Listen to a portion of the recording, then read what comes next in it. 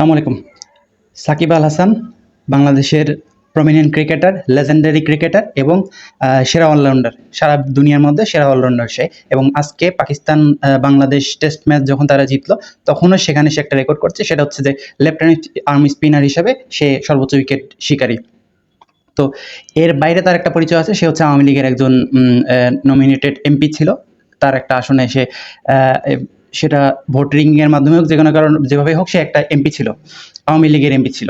তাই কারণে এখন এসে এই মুহূর্তে তার বিরুদ্ধে মামলা দেওয়া হয়েছে। মামলাটা কি? কোনো গার্মেন্টস কর্মীকে পোড়ানোর মামলা, সম্ভবত মামলা বা জিডি যেটাই করা হয়েছে হয়েছে। তো সে পুরো টাইম কিন্তু বাইরে, আন্দোলন যতক্ষণ হচ্ছিল সে অল টাইম বাইরে কানাডাতে ছিল, খেলছিল।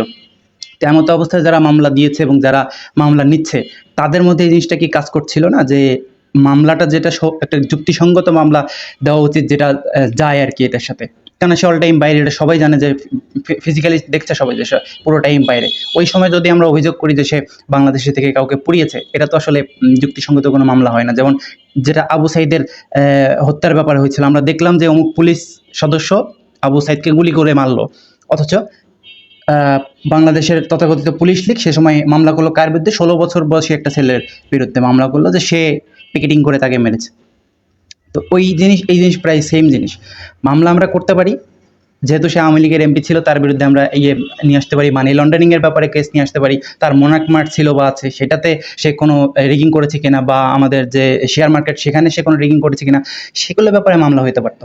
আপনার সাকিব আল হাসানকে পছন্দ না হইতে পারে, অনেকেরই পছন্দ না, তার আচরণগত দিক ওই কারণে, বা বিনা কারণে অনেকেই সাকিব আল হাসানকে পছন্দ করে না, সাকিবকে পছন্দ করে না।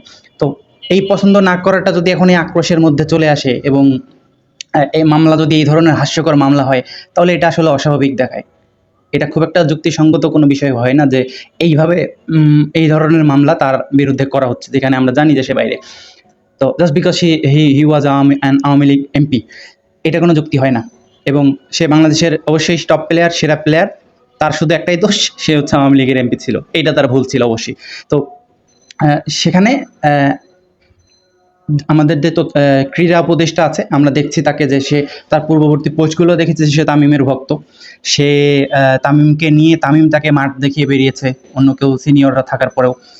তো এটা দৃষ্টিকটু লাগার কথা ছিল, অবশ্য আমরা দৃষ্টিকটু হিসেবে নেইনি, কিন্তু তারপরেও তামিমের যে তার সঙ্গে যে মাখামাখি বা অ্যাফিলিয়েশন, এটা কিন্তু মোটেই ভালো দেখাচ্ছিল না, এটা মানতে হবে।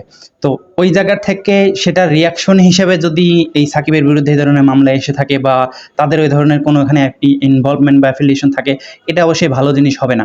কারণ এক স্বৈরাচার গিয়েছে, আমরা কাউকেই এখন চাই না যে কেউই তার দায়িত্বে বা পদে থেকে স্বৈরাচারী আচরণ করুক। তো তথ্য উপদেষ্টা যে আছে বা বিসিবির যারা আছে, তারা এই জিনিসগুলো দেখবেন। কেননা ক্রিকেটার হিসেবে সাকিব আল হাসান বাংলাদেশের জন্য অ্যাসেট। এই বিষয়ে আপনি ডিনাই করেন না করেন, তাকে পছন্দ করেন না করেন, কিচ্ছু যায় আসে না। সাকিব আল হাসান বাংলাদেশের ক্রিকেটের জন্য অ্যাসেট ছিল, আছে, যতদিন সে খেলবে থাকবে। সে লেজেন্ডারি ক্রিকেটার অবশ্যই, এবং সে বিশ্বের সেরা অলরাউন্ডার এখন অবধি। তো এই জায়গা থেকে তাকে এই ধরনের এমন কোনো মামলাতে ফাঁসানো উচিত না যেটাতে হয়রানি হয়। এমন কোনো কিছু থাকুক যেটা তার বিরুদ্ধে এভিডেন্স আছে, সেই এভিডেন্স হিসেবে সে যদি দোষী হয়, অবশ্যই তার মামলা এবং শাস্তি হইতে পারে, কোনো সমস্যা না সে বিষয়ে, যে কারোরই হতে পারে। কিন্তু এমন কোনো কিছু না হোক যেটা তার বিরুদ্ধে শুধুমাত্র হয়রানি হিসাবে কাজ করে।